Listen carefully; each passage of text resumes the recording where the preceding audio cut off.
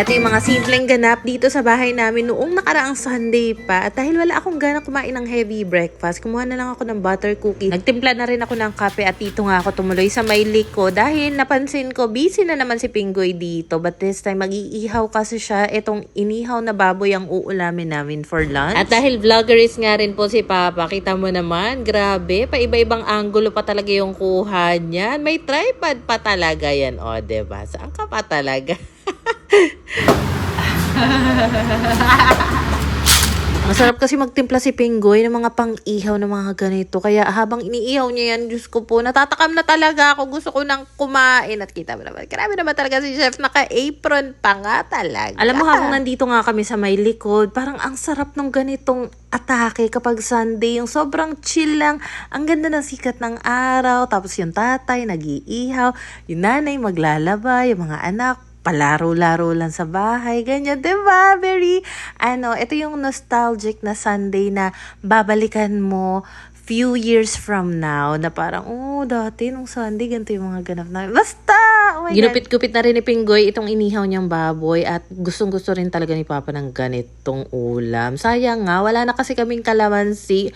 Naubos na rin yung kalamansi dyan sa puno namin sa may likod. Pero kahit walang sausawan yun, panalo! Niligpit ko lang din saglit yung mga nakakalat na tsinelas dito sa likod. At eto nga pala, mukhang tuyo na yung nilabahan ko na squeeze mop. Ito yung ginagamit namin squeeze mop dito sa CR dahil di ba nga merong mga natulong kung ano-ano dyan. So hindi pwedeng laging basa yung floor. Then natatakot ako. Minsan kasi nagkukulitan yung mga anak ko sa banyo. So, dapat talaga tuyo palagi yung sahig sa banyo. Kaya ginagamitan namin ng sponge mop. So, anyway, nilabas ko na rin pala yung mga kortina sa sala na kailangan ko paglalabhan. So, gusto ko kasi medyo mas clear lang dito sa laundry area, especially sa may sampayan.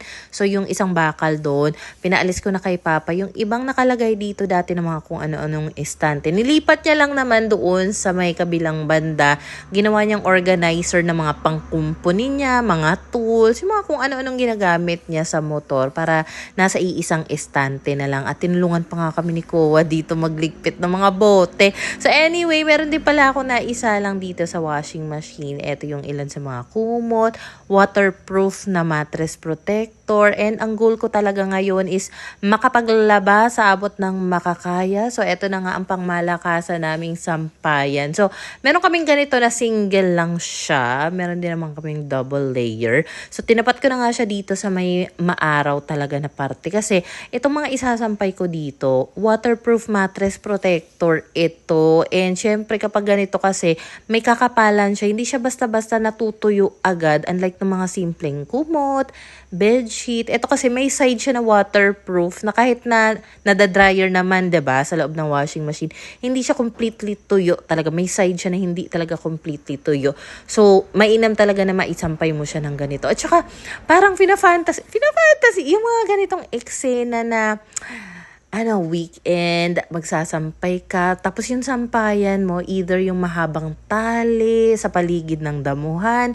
So, since wala naman kaming ganon, so, mainam din talaga na nakapag-ipon ako ng mga ganyang sampayan dahil nakakapagsampay ako ng mga kumot na hindi ko na kailangan gumamit pa ng mga hanger, diba? So anyway, eto nga pala yung ibang mga naisalang ko, pinagsasampay ko na rin muna dito. And kita mo, ang ganda ng ulap, diba? Kaya kahit medyo naiinitan ako minsan sa ilang side dyan sa laundry area, hindi ko talaga tinatakpan ng tent, ng screen, or kung ano man, kasi nanghinayang ako kapag natatakpan yung ulap, lalo na kapag nagfi-film ako habang naglalaba. So dito naman sa isa pa naming sampay na double layer, dito ko naman isinampay itong bedsheet namin at yung mga solar panel namin, tanghali na, hindi pa pala na itatapat sa sikat ng araw.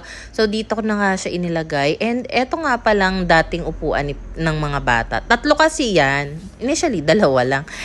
Nasira nga yung paa nito. So hindi naman ako mapakali noon. Umorder pa ako ng isa pa. So, bale, 3 na yung ganyan nilang upuan. Yung isa doon, walang paa. And I think, okay pa naman siya. Pwede pa naman siyang magamit kahit na walang paa.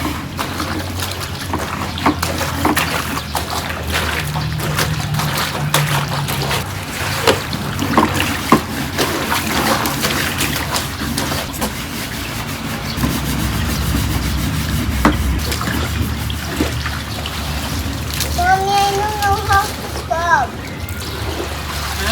don't know how to scrub. That's enough. If you're done na, you have to wash it na. Done! Bring it here. Bring the chair here.